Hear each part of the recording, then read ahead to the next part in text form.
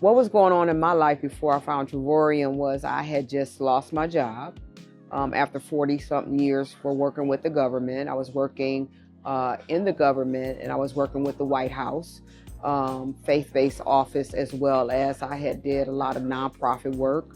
And my husband became ill, and I had no job. I had no job, I had no income, and someone brought this opportunity to me. The network company that I was in had kind of crashed and burned, and I was just kind of done with network marketing.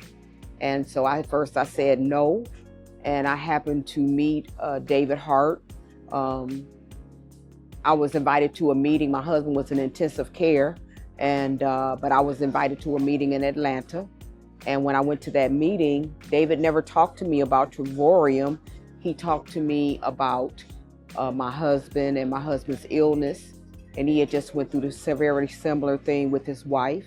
And he began to minister to me about my husband and his illness, and that's what made me join Travorium.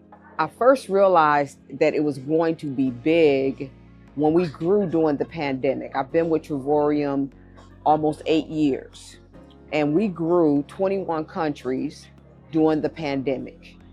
The people that didn't believe in me were people who, when I came out of the other network marketing companies, there was the last company that I was in, they said that I would never make any money in this company.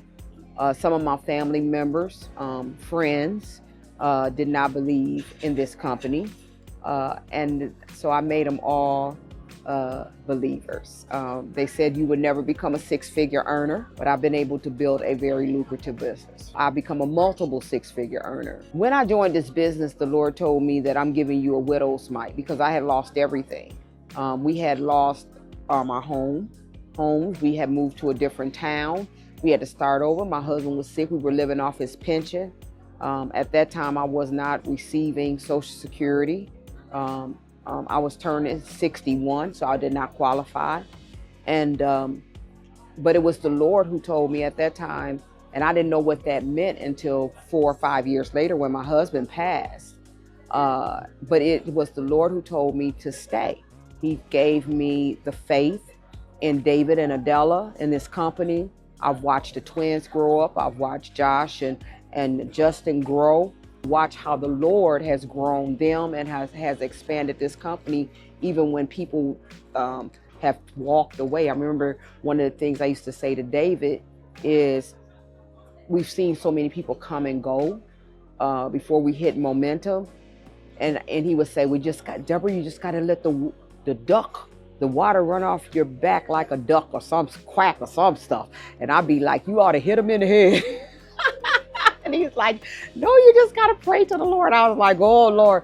I've watched him open every country that has opened in this company in this last 8 years. I mean, I was there when Danny blew up, when Danny Saguinal. I was there when Camilio with Igor and Larissa. I watched Daryl and Maria. So I've been there for every piece, pretty much. I've seen the people come. I've seen the people go.